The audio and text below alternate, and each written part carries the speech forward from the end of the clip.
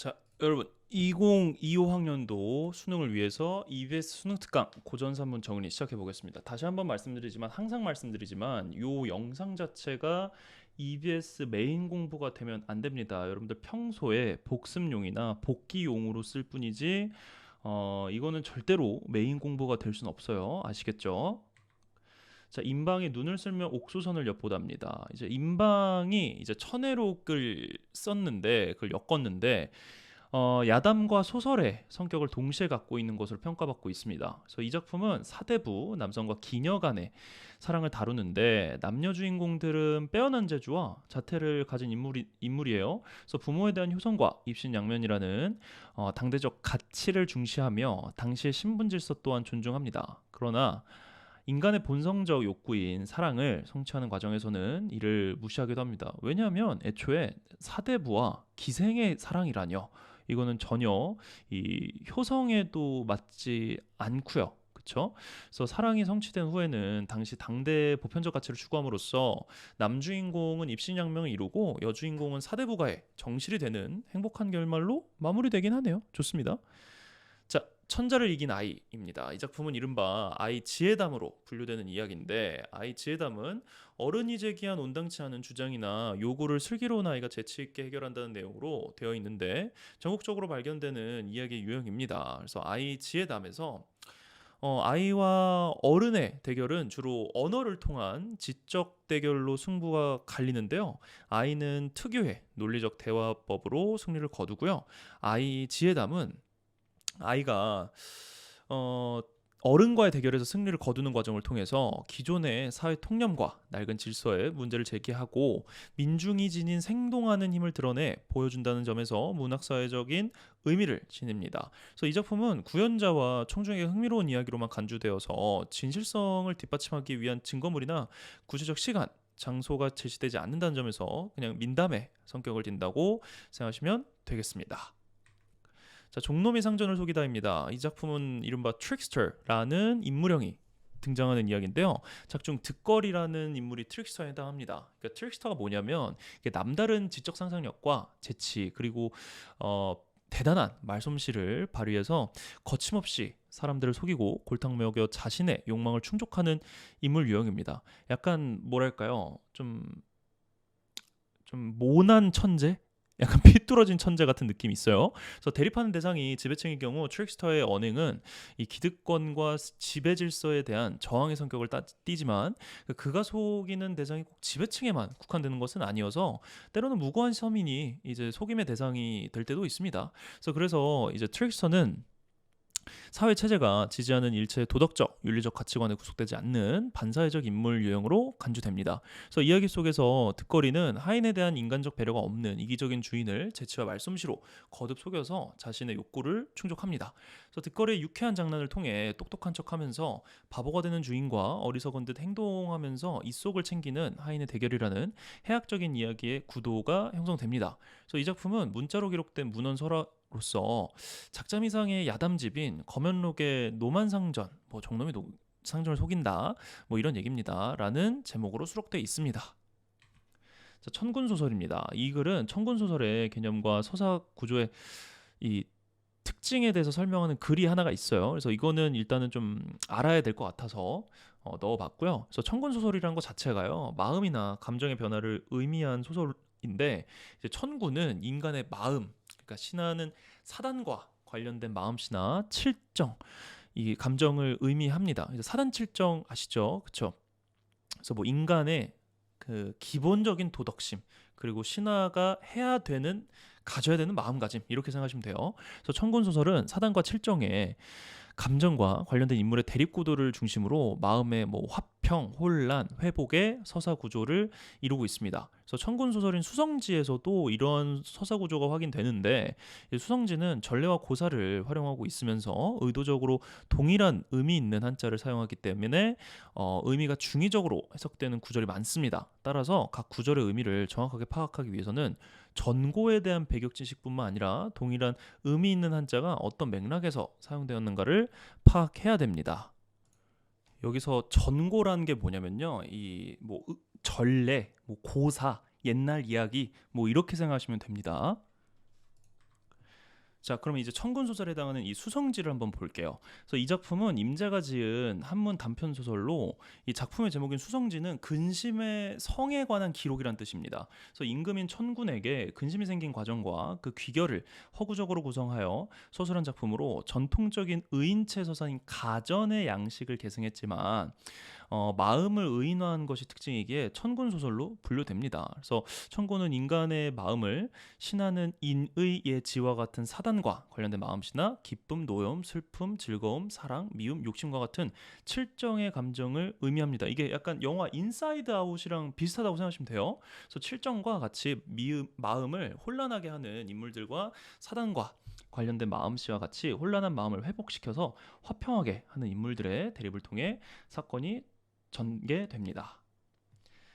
자, 권필의 위경천전입니다. 이 작품은 명나라를 배경으로 청춘 남녀의 애절한 사랑과 비극을 그리고 있는 한문 소설인데요. 그래서 비극적 애정 소설의 기본 구도를 충실히 따른 작품입니다. 그래서 사랑만이 유일한 삶의 희망이라는 생각을 바탕으로 이별의 상황에서 죽음을 맞이하게 되는 주인공들의 슬픈 운명을 현상하고 있는 이런 간단한 작품입니다.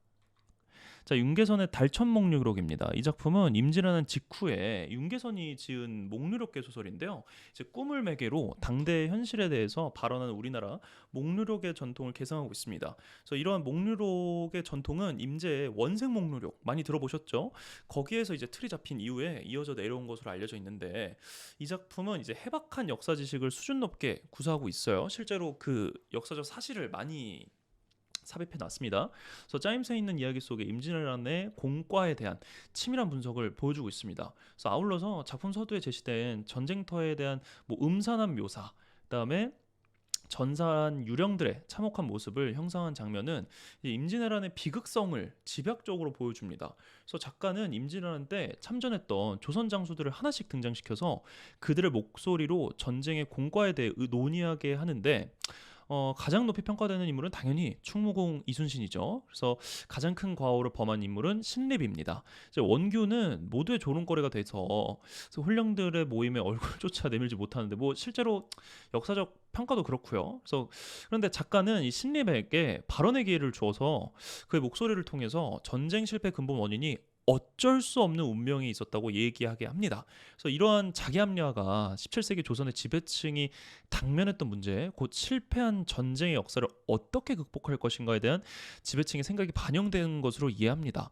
그래서 당시 지배층은 전쟁 실패의 책임을 국가나 지배층 전체가 아니라 일부 개인이나 불가피한 운명에 돌리려는 태도가 보였기 때문입니다. 이게 돌려깐 거죠. 그래서 이처럼 임진왜란 실패의 원인을 장수 개인의 전술착오와 불가피한 운명에서 찾을 뿐 국가제도의 차원에서 근본적인 원인을 찾지 못한 점은 이 작품의 한계로 지적됩니다. 즉 세금은 세금대로 다 걷는데 그렇다고 해서 이 우리 백성을 나라에서 지켜줬습니까? 아니잖아요. 그렇죠?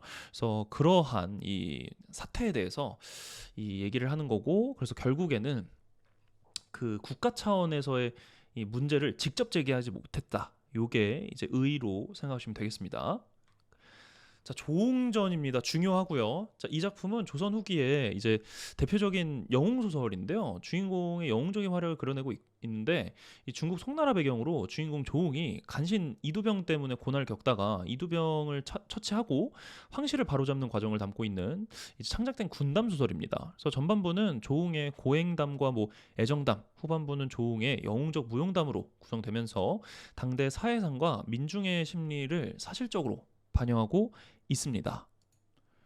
자, 전체 줄거리도 한번 같이 볼까요? 중국 송나라 문제 때 이제 공신 조정인이 간신 이두병의 참소로 음독 자살을 하자 이제 문제는 조정인의 아들 조웅을 애틋해 합니다. 그래서 이에 이두병은 조웅까지 죽이려 하는데 조웅 모친의 꿈으로 인해서 조웅은 목숨을 구하게 되고 어머니와 피신합니다. 그래서 이후에 문제가 세상을 떠나자 이두병은 태자를 귀양 보내고 제2에 오릅니다. 그러니까 왕위를 먹은 거죠. 황제 자리를 먹은 겁니다. 그래서 조웅 모자는 월경대사를 만나 산사로 들어가고 조웅은 15세에 출세를 결심하고 철관도사를 만나 병법과 무술을 배웁니다. 이 전형적인 영웅 소설, 군담 소설의 이 플롯을 띠고 띄고 있어요. 그래서 조웅은 모친을 만나러 가는 중에 장진사의 집에 머물다가 그의 딸 장소저와 백년가약을 맺게 되고 서로 한눈에 반했거든요. 그래서 서번이 위국을 침공하자 위국으로 가서 서번군을 격파하고 이두병의 협박에 시달리던 태조를 구합니다. 그래서 조웅은 서번 왕을 항복시키고 이두병이 임명한 지방 관리들을 차례로 처치하면서 위국으로 들어가 위안과 연합하여 황성을 쳐서 이두병을 패고 태자를 구출하여 등극시킵니다. 그래서 국가 영웅으로 추대가 되어 자, 이대봉전입니다. 얘도 중요하고요. 이 작품은 제목이 남성 주인공의 이름으로 돼 있긴 한데 여성 주인공인 장혜왕의 이제 활약이 크게 나타나는 점에서 이 여성 영웅 소설로 평가받기도 합니다. 그래서 이 평가원이 가끔씩 6, 9월에는 여성 영웅 소설을 많이 내거든요. 그래서 이대봉전도 이것도 꼭 기억하세요. 그래서 여성의 사회적 진출이 제한되어 있었던 당시 시대적 상황으로 인해 이 남장 모티프를 활용하고 있었거든요. 그래서 남장한 장혜왕이 과거에 급제하여 벼슬길에 진출한 후 외적이 난을 일으켰을 때 대원수로 출전하여 공을 세우는 모습은 당시 남성 중심의 사회에 대한 여성 독자의 반발 심리를 수용한 것으로 이해할 수 있습니다. 그래서 또한 이 작품의 전개가 어려서 한 남녀의 혼인 약속과 헤어짐, 실현 뒤의 재결합으로 구성되어 있다는 점에서 인간의 일생에서 결혼의 중요성에 대한 의식이 담겨 있음을 알 수도 있습니다. 자, 이대봉전의 전체 줄거리도 한번 볼까요? 명나라 때 이 이시랑은 배구남에 시주하여 아들 대봉을 낳고 이시랑의 중마고인 장한림도 같은 날에 딸 애황을 낳습니다. 그래서 이에 두 가문은 대봉과 애황의 혼약을 정하는데 간신 왕흐이가 국권을 마음대로 휘둘러 나라가 위태로워지자 이시랑은 직간하는 상소를 올리지만 왕위의 침소를 입어서 백설도로 유배됩니다. 그래서 유배를 가던 중 왕위는 뱃사공을 매수하여 이시랑과 대봉을 죽이려 하지만 대봉 부자는 용왕의 도움으로 살아납니다. 그래서 대봉 부자가 죽었다는 소식을 듣고 장한림과 그의 부인은 탄식하다가 병을 얻어 죽습니다. 저런. 자, 왕이는 애왕의 미모가 출중하다는 말을 듣고 애왕을 며느리로 맞이하려 하나 애왕은 남장을 하고 도주하고 이름을 장계운으로 바꾸고 무예를 배웁니다. 여기서 이 애황의 이름이 장계운으로 변한다는 거 꼭 알아두세요. 이런 장면을 냅니다. 평가원은 과거 장원급제하여 한림학사를 제수받은 애황은 남방의 선우가 중원을 침략하자 대원수로 출전하여 적을 크게 무찌릅니다. 그래서 한편 서해 용왕의 도움으로 살아난 대봉은 배구남에서 수련하면서 때를 기다립니다. 마침 북방의 흉노가 중원을 침범하여 황성을 점령하고 천자를 핍박하여 위급한 지경에 이르자 대봉은 흉노대군을 격파하고 적군의 항복을 받아냅니다. 그래서 애황은 천자에게 자신이 여자임을 밝히고 대봉은 애황과 만나 혼인합니다.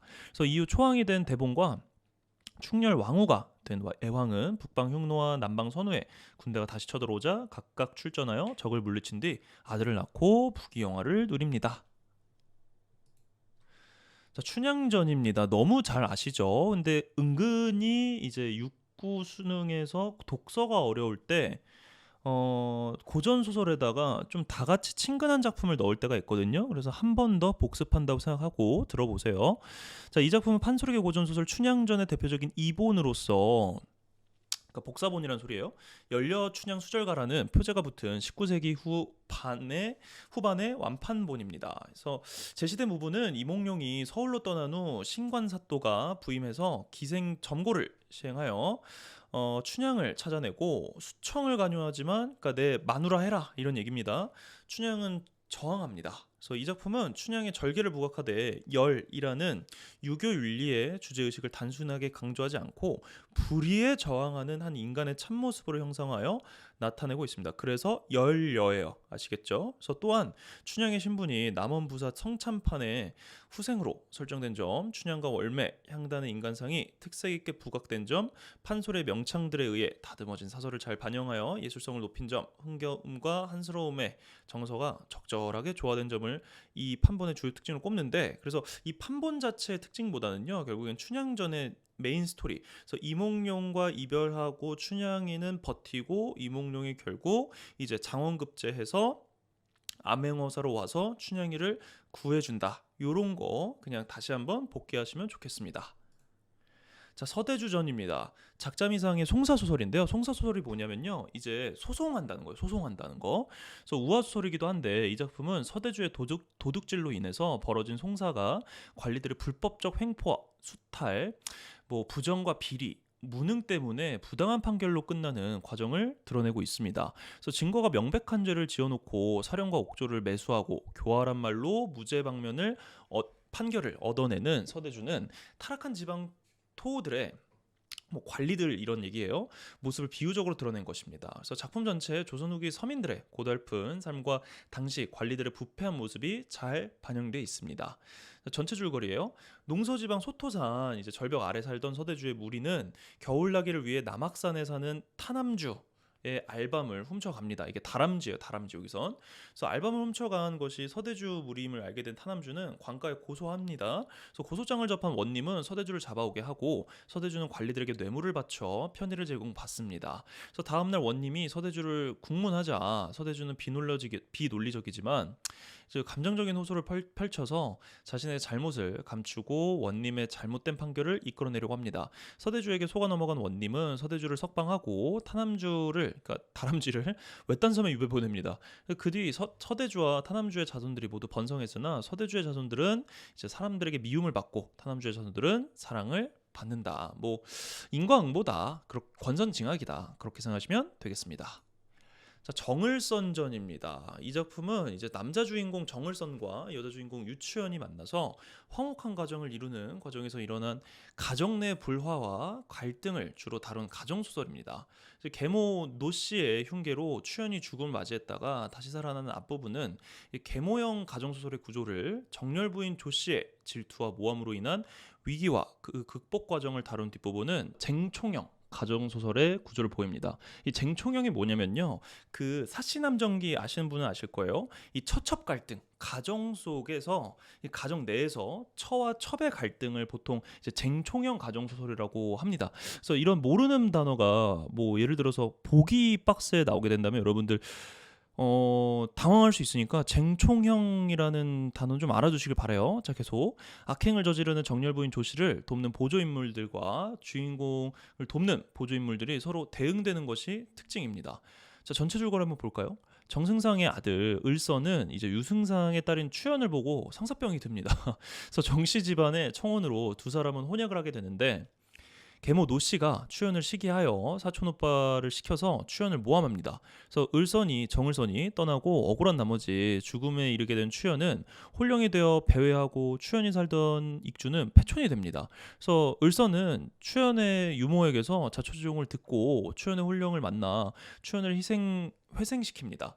그래서 추연은 충렬 부인이 되어서 을선의 사랑을 받으니 을선의 또 다른 부인이자 초왕의 딸인 정렬 부인 조 씨가 이를 또 시기합니다. 그래서 을선이 출정한 사이 정렬 부인이 남장한 시비를 보내서 충렬 부인을 오해받게 하니, 그러니까 바람핀 것처럼 꾸민 거예요. 그래서 시어머니가 충렬 부인을 죽이려고 합니다. 그래서 시비의 도움으로 겨우 살아난 충렬 부인은 을선에게 편지를 보내고 이것을 보는 을선이 집에 돌아와 진상을 밝혀내고 정렬 부인 조 씨를 처벌합니다. 그래서 을선은 충렬 부인과 아들을 구한 후 행복한 가정을 꾸미게 됩니다. 자, 삼선기입니다. 이 작품에서 주인공 이춘풍의 삶은요, 전반부와 후반부가 파격적인 대비를 이루는데요. 이춘풍을 이생이라고도 나올 수 있어요. 이 이름이 이생 혹은 이춘풍, 요거는 좀 알아두시고. 그래서 훗날 자신의 아내가 되는 두 기녀를 만나기 전까지는 고고하고 깨끗한 도학자의 삶을 살아온 이춘풍이 이 두 기녀에게 속아서 그들과 연분을 맺게 된 이후에 삶이 180도 바뀌어서 기생의 모가비, 그러니까 우두머리가 된다고 생각하시면 됩니다. 그래서 그 겉모습만 보아서는 삶이 타락한 것처럼 보이는데, 그러나 여기서 중요한 것은 이춘풍이 도학자의 삶을 살 때나 기생 모가비의 삶을 살 때나 고결한 삶의 태도를 유지했다는 점입니다. 뭐 좀 역설적이죠. 그래서 이춘풍은 평양에서 교방을 운영할 때 이제 기생 스쿨이에요. 기생 학교인데 이 교방을 운영할 때 기녀들이 재능을 잘 잘 기르고 품위를 지키도록 하여서 평양의 교방 문화를 긍정적 방향으로 발전시킵니다. 그래서 이제 문화적으로 발전시켰다 이런 얘기예요. 그래서 이러한 이춘풍의 모습은 전근대적 신분 질서가 흔들리고 근대적 시민 의식이 높아져 가던 사회상을 반영한 것으로 이해될 수 있습니다. 그래서 동명의 주인공이 등장하는 세태 소설로 이춘풍전이 실제로 알죠? 이 기출 푸신 분은 알아야 돼요. 그래서 이춘풍전이 잘 알려져 있는데 그 거기 나오는 이충풍이랑 삼성기 이충풍은 아예 다른 인물이에요. 그래서 그 이충풍전의 이충풍은 교만하고 위선적이고 기생 노름하다가 거기서 속아가지고 그 돈 다 잃고 그래서 자기 와이프가 구해주고 그 바보 같은 인물로 나오는 반면 이 삼성기의 이충풍은 고결한 정신을 지닌 인물로 그려진다고 생각하시면 됩니다. 자, 송경훈 전입니다. 이 작품의 주인공 송경훈은 대략 한 16세기 말에서 17세기 전반까지 음악가로 활동했던 실존 인물이에요. 그래서 그는 서울에서 비파 고수로 이름을 날리다가 정묘호란을 만나서 전주로 내려왔고, 그래서 이야기는 작중 인물로 등장하는 작가 이기발의 목소리로 이제 진술이 됩니다. 그래서 이기발은 송경훈과 비슷하게 서울에서 관직 생활을 하다가 병자호란의 비극을 겪으면서 고향인 전주로 낙향해서 여생을 보낸 인물인데요. 그래서 이기발은 서울에 있을 때부터 송경훈과 친분이 있었는데 전주로 낙향해 살던 자신처럼 전주에 내려와 지내던 송경훈과 길에서 우연히 마주칩니다. 그래서 이 만남을 계기로 이기발은 송경훈의 생애를 회고하게 되고 그와의 대화를 통해서 송경훈의 고매한 예술관에 대해서 알게 됩니다. 그래서 이 작품은 한 빼어난 예술가의 생애를 기록하고 있지만 그의 삶을 관통하는 확고한 예술관을 통해서 참된 예술이란 무엇인가라는 진지한 질문을 독자에게 던지는 그런 작품이라고 보시면 되겠습니다. 송경훈 전은 이 정도만 하고 넘어갈게요. 전체 줄거를 제가 정리를 해놨네요. 한번 보겠습니다. 자, 송경훈은 본래 서울에 살았던 노비였는데 어려서부터 몹시 총명하여 주인의 아낌을 받아서 일찍이 노비 신분에서 벗어났고 이제 군공으로 벼슬도 합니다. 이제 뭐 군공을 모를 수도 있어서 말씀드리자면 이제 군공이라는 것 자체가 이제 뭐 군사적인 공을 세웠다 해가지고 실제로 여기서 무관이 돼요. 이제 송경훈 무관이 되고 자 계속 가겠습니다. 그래서 특히 음악에 재능이 있어서 12살에 이미 비파 연주자로서 서울과 근방에서 명성을 떨쳤고요. 그래서 궁중 악사로도 크게 활용합니다. 그래서 나이가 들어서 궁중 악사 자리에서 물러난 후 전주로 내려와 살았는데 그의 영향으로 전주 지역에는 전에 없던 음악 애호에 풍조가 자리 잡게 됩니다. 엄청난 사람이죠. 그래서 송경훈은 높은 명성을 지닌 악사였음에도 음악을 듣기 위해 자신을 찾아오는 사람이 있으면 남녀노소 지휘고하를 막론하고 성실껏 음악을 들려줍니다. 정말 참된 예술가 아닙니까? 그래서 그뿐 아니라 음악의 본령은 듣는 사람을 기쁘게 만들어주는 데 있다는 예술적 신념에 따라서 음악에 대한 그 자신의 관점을 잃지 않되 청중의 취향에 대한 존중심을 바탕으로 다채로운 음악을 선보였습니다. 그래서 그는 73세 73세의 나이로 세상을 떠나게 되는데 임종대 제자들에게 나는 음악을 사랑하는 사람이니 장례식에서 나의 상여를 옮기는 길에 비파를 연주해달라는 유언을 남기고 숨을 거둡니다. 자, 김용준의 개입니다. 이 작품은 개를 그림의 소재로 즐겨 선택하는 까닭을 풀어내는 과정에서 번잡한 세상사에 대한 글쓴이의 은근한 비판을 드러내는 수필입니다. 그래서 글쓴이 김용준은 화가이자 미술 평론가인데 미술 사학자로서도 해방 전후에는 특정 이념 중심의 당대 문화예술계와 비판적인 거리를 두면서 활동해 왔습니다. 그래서 이 작품은 그 예술관을 드러내면서 개 생태적 속성을 인간사에 비추어 보는 발상을 바탕으로 당시 우리 민족이 처한 현실과 이에 대응하는 인간들의 다양한 면모를 함축적으로 그려내고 있습니다. 그래서 이건 뭐 현대문학으로 분류도 되는데 일단은 뭐 문체가 좀 예스러워서 일단 고전산문에 편입은 시켜놨습니다. 자, 이옥의 유광옥전입니다. 중요하고요. 이 작품은 유광옥이라는 인물을 통해서 그 과실을 파는 행위가 만연한 사회의 타락상을 비판하고 있습니다. 그래서 뭐 여기서 나오는 과시는요 뒤에서도 나오겠지만 그 대리 답안지요, 대리 답안지, 대리로 시험 답안지를 써준다 뭐 그런 겁니다. 그래서 작가는 가난하고 지위가 낮은 주인공이 남의 과거 시험 답안을 대리로 작성해 살아가는 처지를 드러내면서 이 세상에 팔지 못할 물건이 없게 된 상황을 풍자하고 있습니다.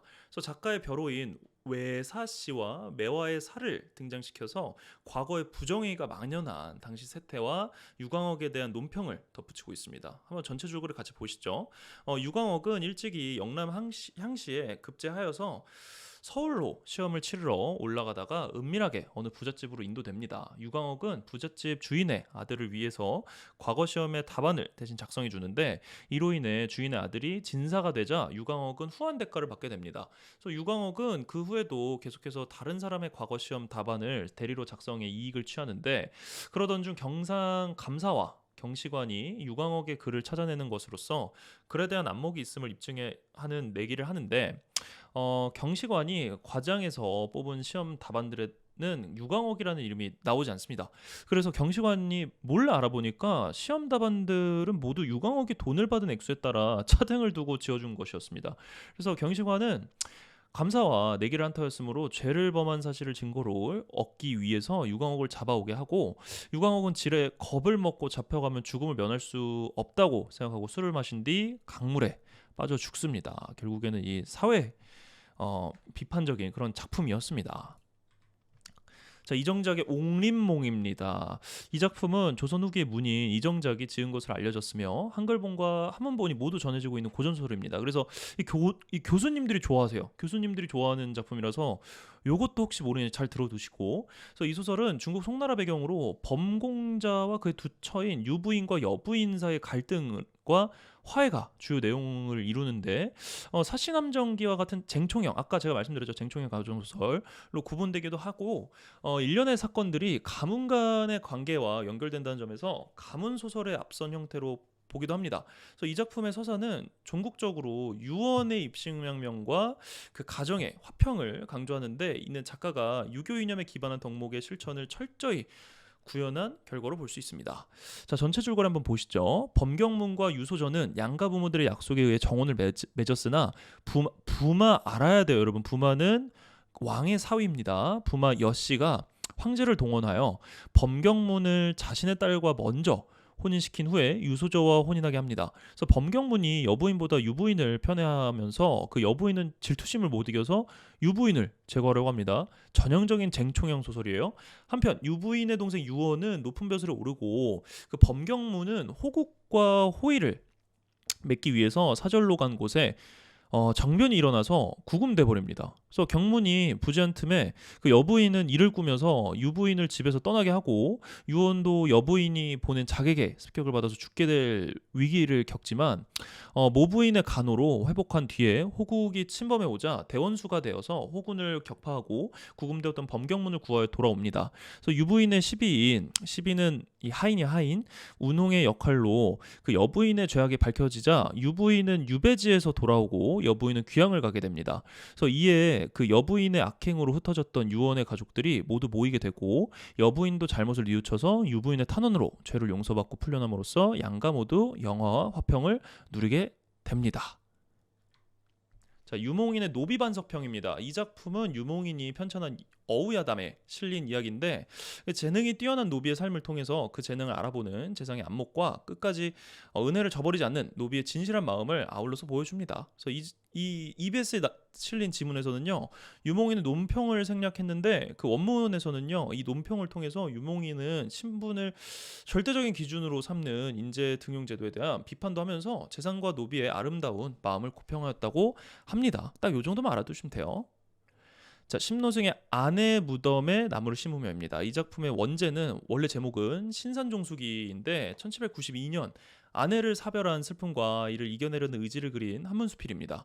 그래서 글쓴이는 아내와 함께 자신의 고향인 파주로 돌아와서 집을 짓고 꽃나무를 가꾸는 일을 꿈꿔왔는데, 정작 집이 완성되었을 때는 아내가 죽어서 꿈을 이루지 못합니다. 글쓴이는 아내의 무덤이 있는 파주의 산에 나무를 심어 꿈을 이루려 하는데, 둘 사이에 살아온 삶은 짧지만 자기가 죽어 아내와 무덤 속에서 누릴 시간은 영원하다는 믿음으로 나무를 가꾸었던 것입니다. 자, 조이의 규정기입니다. 이 글은 그 글쓴이가 의주로 유배를 가서 정자를 짓고 이름을 규정이라고 붙인 이유를 밝힌 한문수필입니다. 글쓴이는 손님이 정자 이름에 해바라기를 뜻하는 규를 붙인 이유를 묻는 질문에 자신이 해바라기와 닮았기 때문이라고 답합니다. 자신이 해바라기처럼 보잘것없다고 멸시당하지만 그 충성과 지혜가 있는 존재임을 우회적으로 드러낸 것입니다. 그래서 이를 통해서 글쓴이는 유배지에서도 임금에 대한 충정이 변치 않음을 드러내려고 한 것입니다. 자, 김시습의 만복사저폭입니다. 요거는 언제 나와도 이상하지 않은 최중요 작품이죠. 꼭 공부해 두세요, 여러분. 자, 이 작품은 김시습의 금오시나 5편 중 한 편인데 한문으로 지어졌으면서 내용상 뭐 명혼 소설, 그러니까 애정전기 소설로 구분됩니다. 그러니까 양생이 한스럽게 죽은 연인의 원혼, 그러니까 명혼 소설이라는 거 이게. 원혼을 만나서 생사를 초월하여 사랑을 나누다가 운명으로 인해 이별하게 된다는 것이 주요 소설을 이루는데, 이 소설은 중국이 아닌 우리나라 배경으로 하고 있다는 점과 남녀의 강렬한 사랑이 세계의 횡포 앞에 좌절되는 비극을 잘 보여준다는 점에서 우리나라 소설사의 그 의의가 매우 큰 작품으로 평가됩니다. 줄거리 한번 보시죠. 전라도 남원에서 외롭게 살던 양생은 짝이 없어 슬퍼하다가 만복사의 불상과 저포놀이를 하며 좋은 배필을 만나게 해달라고 기도합니다. 잠시 후 아름다운 한 여인이 나타나 자신의 한스러운 사연과 운명적 인연과의 만남을 위한 기원을 담은 축원문을 불상 앞에 바칩니다. 그래서 양생과 여인은 인연을 맺고 행복한 시간을 보내는데 며칠 후 여인은 양생에게 은그릇을 주며 재회를 기약하고 헤어집니다. 그래서 다음 날 양생은 여인이 말한 대로 딸의 대상을 치르기 위해 보련사로 가는 여인의 부모를 만나게 됩니다. 그러니까 대상을 치른다는 이게 이 제사를 치른다는 거예요. 알겠죠? 그래서 양생은 여인의 부모로부터 여인이 외구에 침입돼 죽은 원김을 알게 되고 약간 소름 돋죠? 양생과 여인은 절에서 재회한 뒤 운명에 따라 이별합니다. 그래서 그 후 양생은 지리산에 들어가 약초를 캐며 지냈는데 이후 양생이 어떻게 생을 마쳤는지는 아무도 모릅니다. 자, 마지막 설옹전입니다. 이 작품은 그 명나라 배경으로 하여서 주인공 설옹의 고난과 영웅적 일대기를 다루고 있는 영웅 소설입니다. 국문으로 쓰인 이 소설은 군담, 변신, 환혼, 연애, 계모와의 갈등, 주인과 노비의 갈등 등 조선 후기 통속 소설의 다양한 성공 전략을 두루 정하고 있어서 흥미롭습니다. 그러니까 사람들이 재밌어하고 있는 건 다 때려박아 놓은 거예요. 그래서 이는 18세기 이래 새 책점, 그러니까 도서 대여점을 중심으로 상업적 독서 문화가 형성되고 상업적 목적의 반각본 소설이 출현함에 따라서 독자의 통속적인 취향에 적극적으로 영합하려고 이제 대응하려고 했던 당시 고전 소설의 경향에 따른 결과로 생각됩니다. 그래서 이 작품은 크게 두 부분으로 나눠볼 수 있는데, 전반부는 주인공 설옹이 고난을 극복하고 영웅적 능력을 갖추게 되기까지의 과정을 다루고, 후반부는 영웅적 능력을 지닌 설옹이 그 능력을 세상에 펼쳐 부귀공명을 얻게 되기까지 과정을 다룹니다. 그래서 제시된 부분은 설옹이 고난을 겪는 장면에서 시작해 운담도시를 만나 영웅적 능력을 갖게 되기 직전까지의 상황을 담고 있습니다. 자, 전체 줄거리 보시죠. 덕망 높은 처사 서리문과 그의 아내 맹씨는 부처님의 점지로 늦은 나이에 아들 설옹을 얻습니다. 그러나 맹씨가 병을 얻어서 일찍 죽고 아내를 잃은 슬픔에 서리문도 세상을 떠나자 설옹은 어린 나이에 고아가 되어버려요. 그래서 서리문의 첫 그 진숙인에게 맡겨지는데, 그러나 이 악인인 진숙이는 그 시비 운섬을 시켜서 설옹을 산중에서 그냥 내다 버립니다. 그냥 유기시켜 버려요. 그래서 버려진 설옹은 저승으로 가서 그곳에서 죄를 지은 사람은 벌을 받고 착한 일을 한 사람은 복을 받는 모습을 봅니다. 그래서 염라왕의 명으로 인간 세상으로 다시 돌아오긴 하는데, 다시 진숙이는 핍박을 받아서 그가 준 독약을 먹고 곰으로 변합니다. 그래서 진숙이는 곰처럼 변한 설옹을 인곰이라고 부르며 학대하다가 강물에 버립니다. 곰인데 버리기가 쉽지가 않았어요. 죄송합니다. 그래서 이후 설옹은 북산도의 응백에게 구조되지만 탐욕스러운 명선에게 납치돼서 여기저기 끌려다니며 명선을 위한 돈벌이 수단이 됩니다. 그러니까 뭐 서커스 했다 이거예요. 그래서 소주 땅의 왕 승상이 우연히 인곰이 된 설옹을 보고 측은히 여겨 구해주고, 설옹은 꿈에서 만난 노승에게 약을 받아먹고 원래 모습을 되찾습니다. 다시 인간이 된 설옹은 운담도사에게 병법과 도수를 배워서 영웅의 능력을 갖춥니다. 그 사이 왕 승상은 강포한 그 하인 돌쇠에게 피살되고, 그의 딸 윤서는 위기에 빠지지만 서롱이 나타나서 돌쇠를 죽이고 윤선을 구한 뒤 혼인을 약속하고 헤어집니다. 그래서 한편 진숙인 완전 악인이죠. 서롱을 핍박한 죄로 처벌을 받아서 거짓 신세가 됐고요. 서롱과 윤선은 각자 여러 차례 험난한 위기를 극복하고 다시 재회합니다. 그래서 이후 서롱은 대원수가 되면서 가달국과의 전쟁에 승리를 거두고 위기에 빠진 천자를 구합니다. 그래서 그 공으로 강동왕이 되고 덕으로 백성을 다스려서 태평성대를 이룹니다. 자, 고생하셨고요. 우리 수업이나 인강이나 아니면 또 유튜브로 봐요. 고생하셨습니다.